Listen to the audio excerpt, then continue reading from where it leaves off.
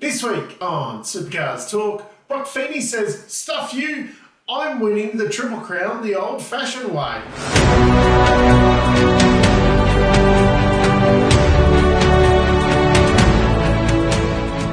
The big news this week is that TCR is dead. Well, the Wakefield Park event, or One Raceway event, has been cancelled as well. So that's Taupo, Perth and One Raceway have all been cancelled so far this year. Just waiting for Winton to be cancelled too. So potentially the only round for TCR this year in Australia will be the World Tour round at the Bend in support of the Supercars Championship, and then they'll be going to Macau. I'll believe it when I see it. Scaife claimed over the weekend that the Optus livery was the best Indigenous livery. No. It's a really, really good base livery, but as far as an Indigenous overall livery, yeah, it was just the base livery with a bit of colour on it. I loved the car, don't get me wrong, but yeah, to say it was the best is a stretch. Quite obviously, the best Indigenous livery out there was the Ryan Wood truck assist one. I jest. Definitely the best ones, Snowy River, Pizza Hut or SCT Logistics. I'm not sure which one I liked the best out of the three, but they were the where they kind of overtook the whole car. Really, really special, totally different to their normal liveries. Really, really good job, guys. And then an honourable mention to the Penrite cars. I thought they were really good. If they looked slightly like that Macca's Pizza Hut livery that was designed by a child I think that was a couple of years ago. Yeah, probably the wrong way of wording it, but it gave that kind of vibe, but it really stood out. Yeah, really, really good job, Penrite guys. But yeah, down in the comments, let me know which was your favourite livery of the weekend. Do you agree with someone like me or someone like Mark Scaife? Now, that big restart kerfuffle on Saturday. Two parts to this one. The restart rules are dumb on that one, but then Woody also had a broken engine, which the problem was everyone was moving kind of to the left, so when he was trying to get out of the way of everyone, they were backing up behind him. So I think here we've seen this kind of issue happen quite a few times before. I think here we need to maybe look at bringing that control line back closer to the corner so it does force people to take off earlier. Now, of course, the field will then spread out towards turn one, and it does mean people will be able to, like, in some respects it will spread the field out because obviously people will be coming around the last turn while other people have already accelerated, and it will then give a chance for people to get a run because it is such a long straight, etc.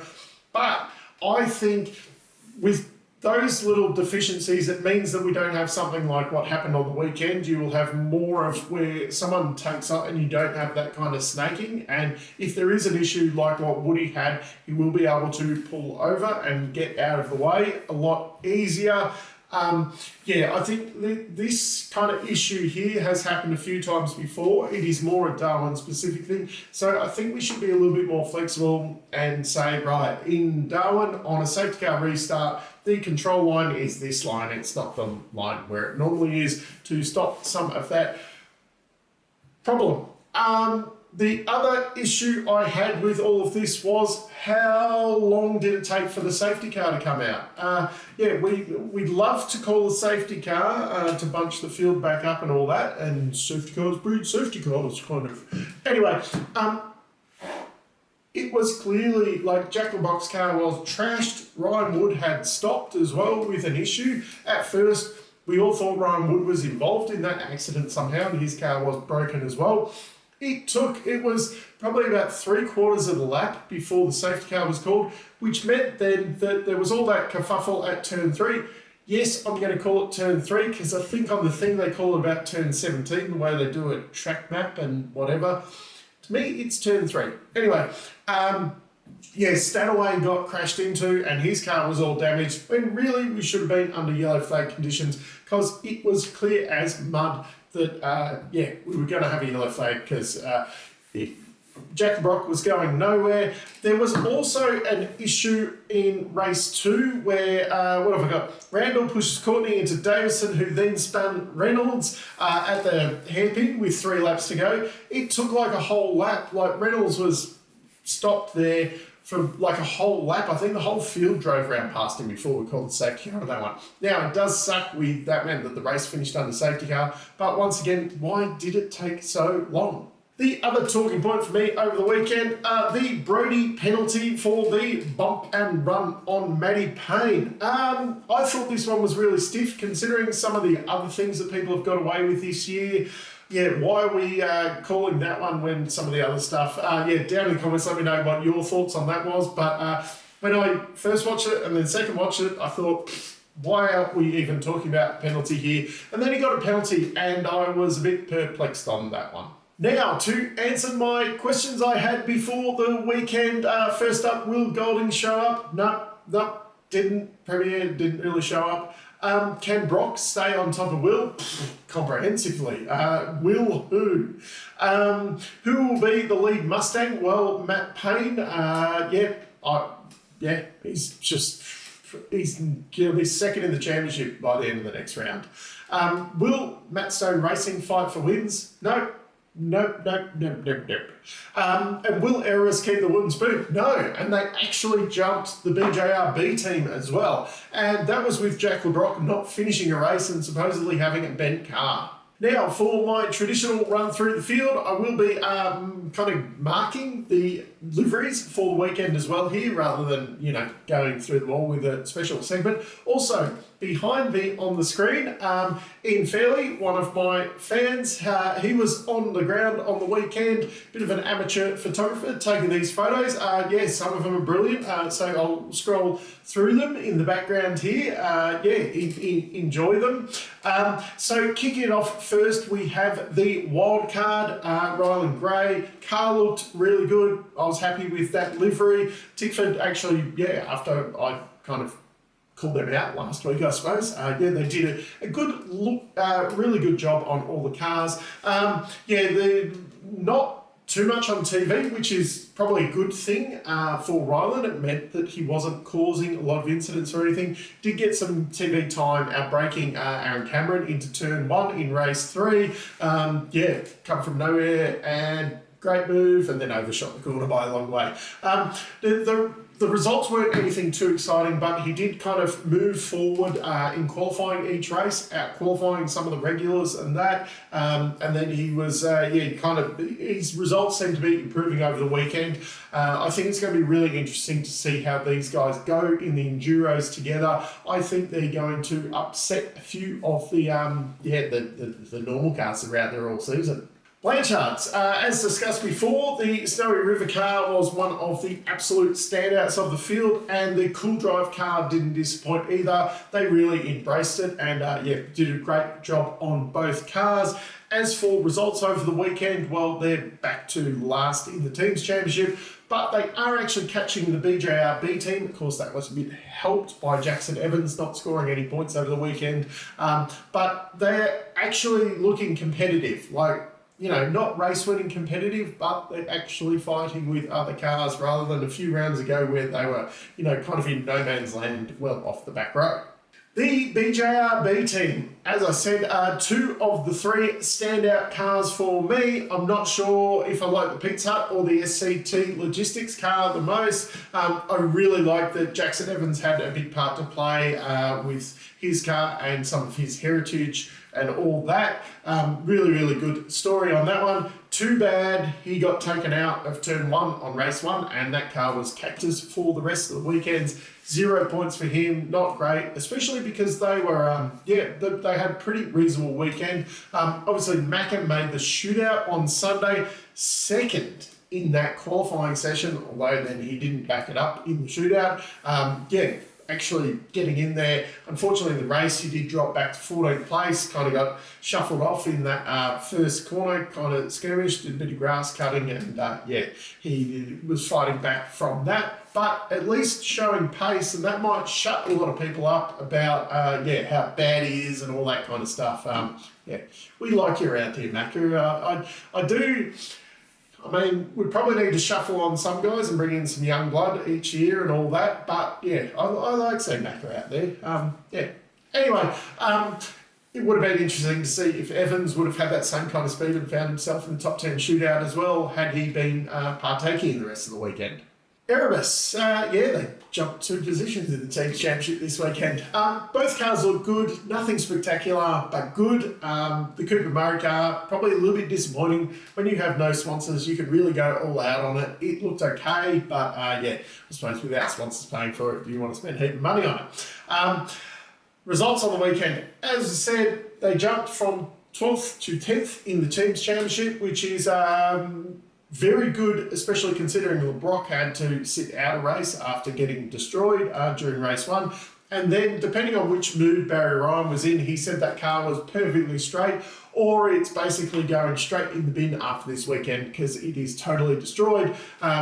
If it is bent, like how good was Jack and Box drive on Sunday to 4th position? And maybe they should, if it is bent, maybe they should leave it bent and see what happens at Townsville and see if it does improve. Koopa Murray, he had a quieter weekend.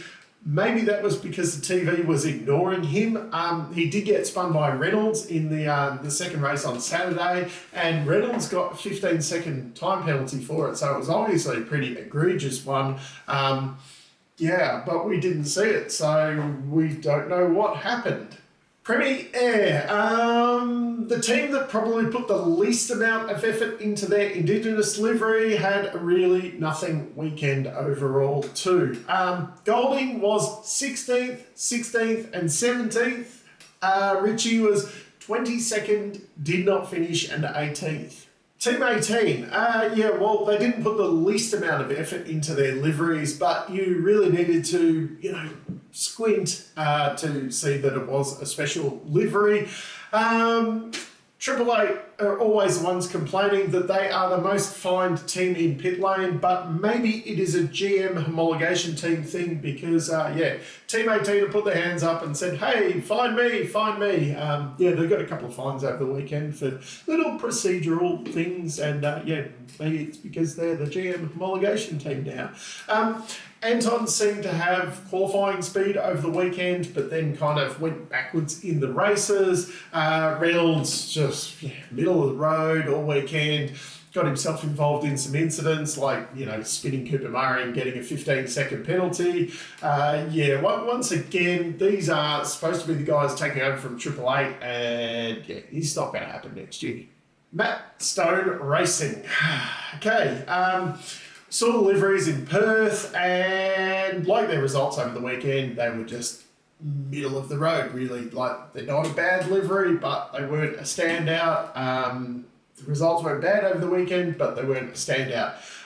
Cam Hill has dropped back to 9th in the points, 12th, 14th and 9th over the weekend, while Percat didn't fare much better with 7th, 11th and 16th.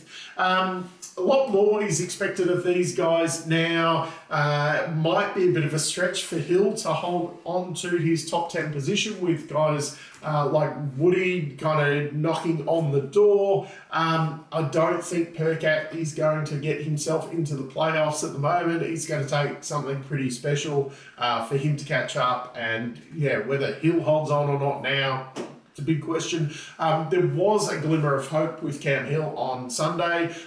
He played that undercut role with Matty Payne really well. He was holding 3rd for a little bit towards the end of the race, and it was really looking good. And then he blew the tyres off the thing and just dropped down to, what was it in the end? 9th. Middle of the road. The Brad Jones Racing A team, they've overtaken Matt Stone Racing in the points this weekend. I thought the Middies livery was really good. They usually do a pretty good livery on that. It helps with the bright pink. It's a very bright looking car in that. Little underwhelmed by the R&J Batteries one. Like, it was okay. It wasn't best. It wasn't worst. Heimgartner seemed to be back this weekend, 3 top 10 finishes, and he actually had qualifying pace as well, which really helped.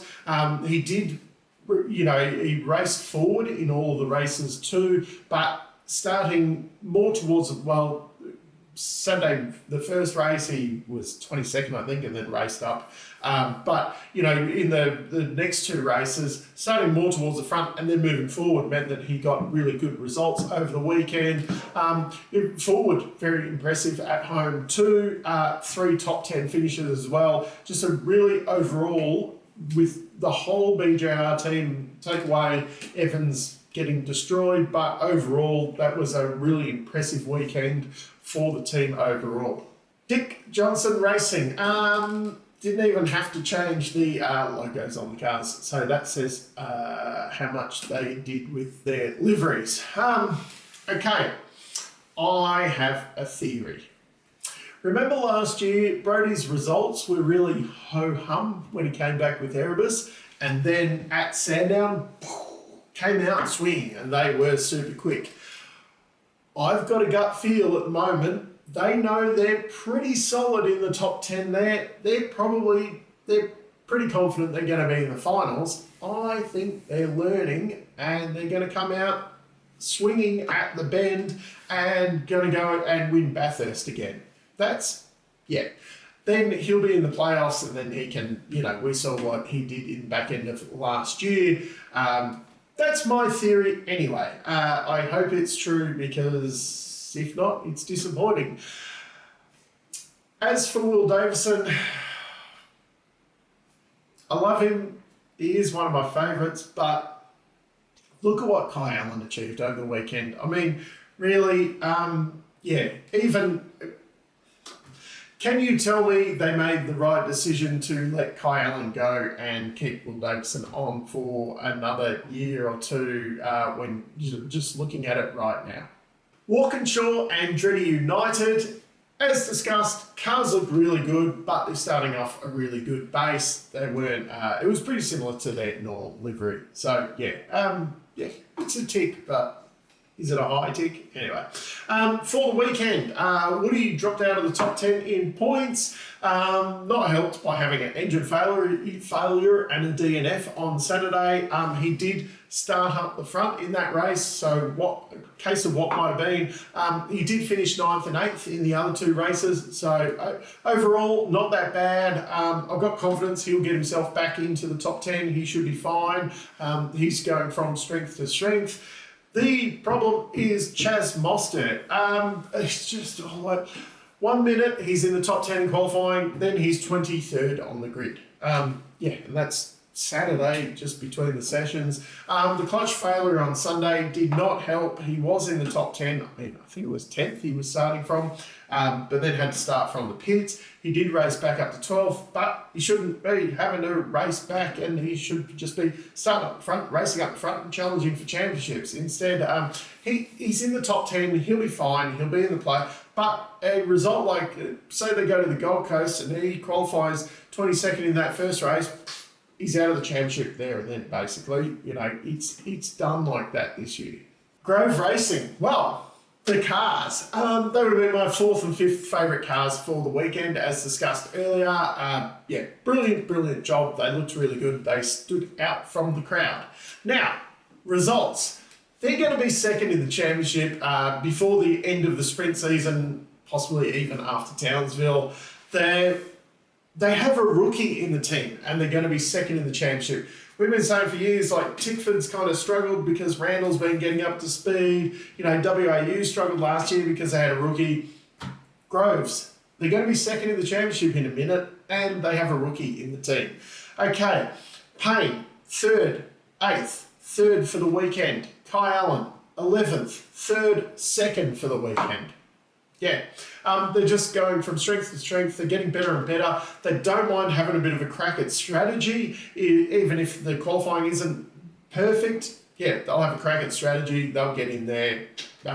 It's hard not to be excited about what these guys are doing at the moment. And I think next year, Triple Eight are going to have a fight on their hands when they're all in Mustangs together.